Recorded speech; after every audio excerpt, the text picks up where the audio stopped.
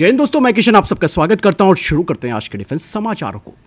दोस्तों यहाँ पे सबसे बड़ी अपडेट अब भारत के इंजन डेवलपमेंट प्रोग्राम को लेकर आ रही है और ये काफी पहले से चला आ रहा मुद्दा है जिस पर अभी तक फाइनल एक्शन नहीं लिया गया है, लेकिन फाइनली अब फ्रांस की एरोस्पेस कंपनी सैफ्रन ने भारत की GTRE और HAL को दो इंपॉर्टेंट ऑफर्स दिए हैं जो कि तेजस मार्क 2 और AMCA फाइटर जेट के लिए नए और ताकतवर इंजन बनाने को लेकर है। पहला ऑफर की बात करते हैं तो सैफ्रन ने अपने M88 इंजन का एक नया और एडवांस वर्जन जिसे कि M88-4 कहा जाता है उसे बनाने का प्रस्ताव भारत को दिया है और ये इंजन 95 से 105 किलोन्यूटन तक की ताकत देता है जो कि अभी तेजस मार्क 2 में इस्तेमाल होने वाले GF414 इंजन से ज्यादा ताकतवर होगा। M88 इंजन को इस तरीके से डिजाइन किया जाएगा कि वो सीधे हमारे तेजस मार्क 2 में फिट हो जाएगा।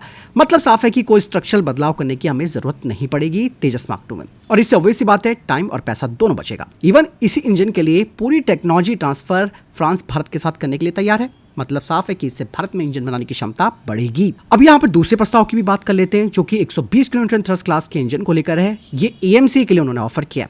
दरअसल यहाँ पर सैफ्रन ने कहा है कि उनका ये जो नया इंजन होगा वो भारत के AMCA के ट्विन इंजन डिजाइन के लिए काफी फायदेमंद होगा और साथ ही साथ वो इस इंजन का एक और लाइट वेरिएंट बनाएंगे जिसे कि तेजस मार्क 2 में भी इस्तेमाल किया जा सकता है, लेकिन इसकी ताकत थोड़ी सी कम होगी, यानी करीबन 15 से 20% कम होगी, लेकिन ये काम के लायक होगी। यहाँ पर दोस्तों ये जो दूसरा प्रस्ताव है फ्रांस का वो साफ तौर पर ये कहता है कि भाई एक ही टेक्नोलॉजी का इस्तेमाल दोनों ही फाइटर जेट में किया जा सकता है और इससे पैसे भी बचेंगे और सप्लाई चेन भी आसान होगी। यहाँ पर ये दोनों ही प्रस्ताव दोस्तों भारत के लिए फायदेमंद है। इससे भारत और फ्रांस के बीच रक्षा सहयोग ऑब्वियस सी बातें बढ़ेगा और मजबूत भी होगा और भारत में भी अत्याधुनिक इंजन टेक्नोलॉजी विकसित होनी शुरू हो जाएगी। फिलहाल आपको इस बारे में क्या लगता है मुझे कमेंट सेक्शन में लिखकर जरूर बताइएगा।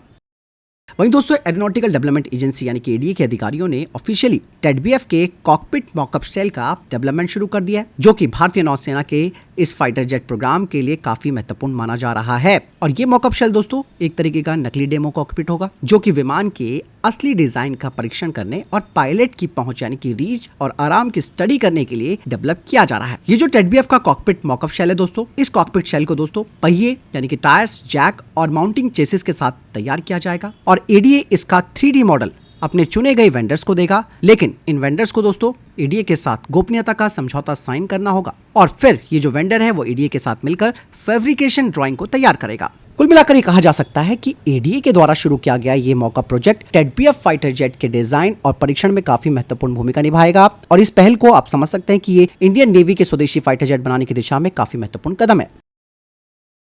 इसके अलावा DRDO की ARD यानी कि armament research and development establishment ने पुणे की कंपनी निब्बे लिमिटेड के साथ Pinaka multi barrel rocket launcher यानी कि MBRL और बैटरी कमांड पोस्ट जिसे कि BCP कहा जाता है इसकी टेक्नोलॉजी सौंपने के लिए एक licensing agreement for transfer of technology sign किया है। और ये जो licensing agreement for technology of transfer है इसका मतलब साफ है कि अब DRDO इस टेक्नोलॉजी को प्राइवेट सेक्टर को इस्तेमाल करने की अनुमति दे रहा है, जिसके तहत निब्बे लिमिटेड अब पिनाका रॉकेट लॉन्चर और उससे जुड़े कमांड सिस्टम को देश में बना सकेगी। पिनाका आप सब जानते हैं कि एक multi barrel rocket launcher system है जो कि एक साथ कई रॉकेट्स दाग सकता है और ये भारतीय सेना का सबसे इंपॉर्टेंट हथियार भी है। यहाँ पर दोस्तों ये जो बैटरी कमांड पोस्ट है ये एक कमांड सिस्टम होता है जो कि पिनाका रॉकेट लॉन्चर की गतिविधियों को ऑपरेट और नियंत्रित करता है यानी कि कंट्रोल करता है, जो ये तय करता है कि कब, कहां और कैसे रॉकेट दागी जाएं, जिससे कि पूरे ऑपरेशन में बेहतर कोऑर्डिनेशन बना रहे। इसका सबसे बड़ा फायदा दोस्तों ये है कि आत्मनिर्भरता को इससे बढ़ावा मिलेगा, प्राइवेट सेक्टर की कंपनियों को हाई एंड टेक्नोलॉजी मिलेगी। इसके अलावा भारत में बने हथियारों की संख्या बढ़ेगी और इवन फॉरेन हथियारों पर हमारी निर्भरता कम होगी। वहीं दोस्तों कुछ दिनों से खबरें चल रही है कि भाई बांग्लादेश और चाइना का नेक्सस लगातार मजबूत होता जा रहा है। ऐसे में भारत के लिए बड़ी टेंशन की बात इसलिए क्योंकि चिकन नेक पर चाइना की बुरी नजर है और इन सब चीजों को ऑब्जर्व करते हुए भारत ने अपने राफेल फाइटर जेट और S-400 एयर डिफेंस सिस्टम को सिलीगुड़ी कॉरिडोर जिसे कि चिकन नेक कहा जाता है वहां पे डिप्लॉय कर दिया है। मतलब साफ है कि भारत अपने ईस्टर्न मोर्चे को मजबूत करना चाह रहा है और उसकी सुरक्षा को और ज्यादा पुख्ता करना चाहता है। यहाँ पर राफेल और S-400 की तैनाती का मतलब आप समझ सकते हैं कि राफेल जो कि एक काफी तेज और ताकतवर फाइटर जेट है, ये दुश्मन के किसी भी हमले का जवाब देने की क्षमता रखता है, तो दूसरी तरफ S-400 जिसने कि ऑपरेशन सिंदूर में अपने आप को प्रूव करके भी दिखाया। यही वजह है कि दोस्तों भारत अब अपनी पूर्वी सीमा और उत्तर पूर्वी राज्यों की सुरक्षा को और ज्यादा मजबूत कर रहा है। इसके अलावा दोस्तों एक और बड़ी अपडेट आई है जो कि रक्षा मंत्री श्री राजनाथ सिंह ने कह दी है और ये बहुत बड़ी बात है। उन्होंने नौसेना को साफ तौर पर बोल दिया कि आपको अपनी तैयारियों में कमी नहीं रखनी है। अब तक जो हुआ वो सिर्फ और सिर्फ वार्म अप था और अगर पाकिस्तान ने फिर से कोई जरूरत की तो इस बार नेवी हरकत में आएगी। फिर भगवान जानता है कि पाकिस्तान का क्या हाल होगा। यहाँ पर उन्होंने एक और बात सबसे इंपॉर्टेंट कही कि भारतीय नौसेना ने चुप रहकर दुश्मन की फौज को बोतल में बंद कर दिया और अगर पाकिस्तान कोई हरकत करता तो फिर उसका ऊपर वाला ही मालिक था। यहाँ पर एक चीज़ मैं आपको बता दूं कि अब भारतीय नौसेना अपनी प्रिपरेशन इस तरीके से कर रही है कि जो अभी तक हमने खबरें सुनी थी कि भाई कराची पर अटैक कर दिया, कराची पोर्ट उड़ा दिया, वो अब हकीकत में भी हो जाएगा अगर पाकिस्तान अपनी हरकतों से बाज नहीं आया। ये साफ तौर पर चेतावनी है रक्षा मंत्री श्री राजनाथ सिंह की। वहीं दूसरी तरफ दोस्तों अजरबैजान ने पाकिस्तान से JF-17 thunder block 3 fighter jet खरीदने की डील साइन कर ली है और ये पाकिस्तान के लिए एक सबसे बड़ा डिफेंस एक्सपोर्ट माना जा रहा है, यानी कि मिलिट्री एक्सपोर्ट माना जा रहा है। ये डील करीबन 13,000 करोड़ रुपए की हुई है, जिसमें कि J-17C block 3 fighter jet Azerbaijan को मिलेगा। इसके अलावा इसके साथ एडवांस हथियार सिस्टम, लॉजिस्टिक सपोर्ट दिया जाएगा और अजरबैजान के जवानों को ट्रेनिंग दी जाएगी। हालांकि कहा यह जा रहा है कि डील 35,000 करोड़ रुपए तक भी पहुंच गई है। मतलब साफ है कि और ज्यादा जेट्स खरीदे जा सकते हैं अजरबैजान के द्वारा। पाकिस्तान के लिए ये इसलिए इंपॉर्टेंट माना जा रहा है कि उनकी औकात से ज्यादा की ये डील उन्हें मिली है। ये डिफेंस एक्सपोर्ट उनका हो रहा है। वहीं दोस्तों भारतीय सेना अब पूर्वी लद्दाख में नई 72वीं माउंटेन डिवीजन की कॉम्बैट यूनिट्स को अंतिम रूप देना शुरू कर दिया है और ये जो माउंटेन डिवीजन है दोस्तों, ये खास तरीके की सेना की यूनिट होगी जो कि पहाड़ी इलाकों में युद्ध लड़ने के लिए तैयार की जा रही है। इसमें ऐसे सैनिक और हथियार होंगे जो कठिन और ऊंचे इलाकों में लड़ सकते हैं और ये ज़रूरी इसलिए भी है कि पूर्वी लद्दाख में चाइना के साथ तनाव बढ़ता रहता है, जिससे कि भारत अपनी सुरक्षा मजबूत करना चाह रहा है इस नई माउंटेन डिवीजन के जरिए। ये डिवीजन दोस्तों LAC पर भारतीय सेना की मजबूत तैयारी का संकेत है। इसके अलावा इसमें कुछ कॉम्बैट एलिमेंट शामिल है जैसे कि इन्फेंट्री यानी कि पैदल सेना, आर्टिलरी, इंजीनियर यूनिट्स और एयर डिफेंस सिस्टम। मतलब साफ है कि हाई एल्टीट्यूड वाले इलाकों में ये डिप्लॉय रहेंगे और हर मौसम में ये ऑपरेशन करने में सक्षम होंगे। इसके अलावा भारतीय सेना अब ground based anti drone system खरीदना चाह रही है, जिसके लिए एक रिक्वेस्ट फॉर इन्फॉर्मेशन जारी कर दिया गया है और ये जो ground based counter unmanned aerial system होंगे वो दुश्मनों के ड्रोन्स को पहचान सकेंगे, ट्रैक कर सकेंगे, उन्हें खत्म कर सकेंगे। और ये सिस्टम ऐसे भी होने चाहिए जो कि 14,500 फीट के मैदान, इसके अलावा रेगिस्तान और दलदली क्षेत्रों में भी काम कर सके। और मेक इन इंडिया को बढ़ावा देते हुए इन सिस्टम्स में कम से कम 50% स्वदेशी सामान होना चाहिए। दोस्तों भारतीय आकाश मिसाइल और MR-SAM की तारीफ अब ताइवान की तरफ से की जा रही है और हो सकता है दोस्तों आगे MR-SAM और आकाश के लिए ये भारत के साथ डील करें। हाल ही में ऑपरेशन सिंदूर के दौरान जिस तरीके से आकाश और MR-SAM ने जबरदस्त परफॉर्मेंस दिखाई, इसीलिए ये सब देखते हुए ताइवान की मीडिया जमकर इन दोनों ही सिस्टम्स की तारीफ कर रही है। आपको मैं बता दूं कि 7 से 10 मई तक दोनों देशों के बीच जो जोरदार हवाई झड़पें हुई थी और इस दौरान पाकिस्तान ने चीन की डिजाइन वाले हफ्त-1 और फतेह-1 और फतेह-2 को भारत के खिलाफ दागा था। इन्हें भारतीय एयर डिफेंस सिस्टम ने बेअसर कर दिया। आकाश मिसाइल सिस्टम ये देश में बनाया गया है और MR-SAM को भारत और इजराइल दोनों मिलकर बनाते हैं। यहाँ पर ताइवान के डिफेंस एक्सपर्ट्स कह रहे हैं कि भारत की इन मिसाइलों ने चाइनीज टेक्नोलॉजी पर आधारित पाकिस्तानी हथियारों को रोककर अपनी ताकत दिखा दी है।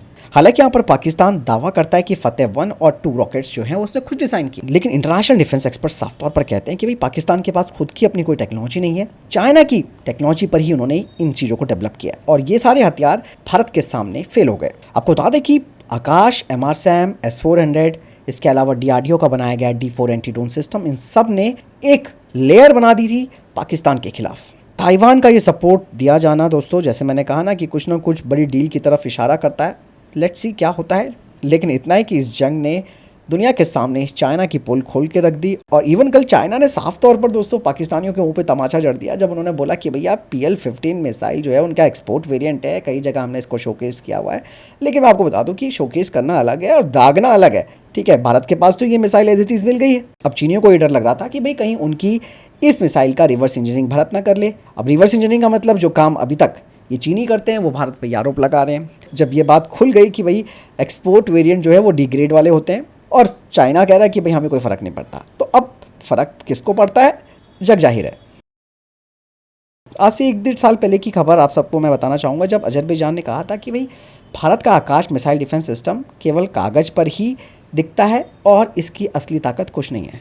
लेकिन दोस्तों सिनेरियो कैसे बदल जाता है और सुर कैसे बदल जाते हैं वो अब अजरबैजान से आप समझ सकते हैं। अजरबैजान ने कहा कि भैया ये खतरा है अब हमारे लिए, और अजरबैजान का जो ऑफिशियल स्टेटमेंट आया था उस दौरान उसमें इन्होंने कहा कि आकाश मिसाइल सिस्टम पुराना बेकार है, पुरानी टेक्नोलॉजी है, ये आज के युद्ध के लिए कारगर नहीं है। लेकिन ऑपरेशन सिंदूर में आकाश ने जो अपनी परफॉर्मेंस दिखाई पाकिस्तानी ड्रोन्स और उनके मिसाइलों के खिलाफ, उससे अजरबैजान काफ़ी डर गया और डरना इस बात को लेकर भी क्योंकि उसके बगल में उसका दुश्मन अर्मीनिया है और उसके पास आकाश एयर डिफेंस सिस्टम है, जिसमें कि 2022 में भारत ने $720 मिलियन का सौदा किया था अर्मीनिया के साथ और 15 आकाश 1S की बैटरियां और इवन 400 मिसाइलें उन्होंने दी थी। अजरबैजान की सोच बदली भी इसलिए क्योंकि चाइना की PL-15 जैसी जो आधुनिक मिसाइल है उसे नाकाम कर दिया इस आकाश ने। यहाँ पर एक चीज का और डर लग रहा है अजरबैजान को कि भाई उनके पास तो टर्की के बैराकाटा TB2 ड्रोन है, वो सीधा आकाश 1S के निशाने पर आ सकते। इसीलिए अब उनकी मीडिया, अजरबैजान के अधिकारी कह रहे हैं कि ये क्षेत्रीय शांति के लिए खतरा है। इवन दोस्तों तुर्की को भी अब टेंशन हो रही है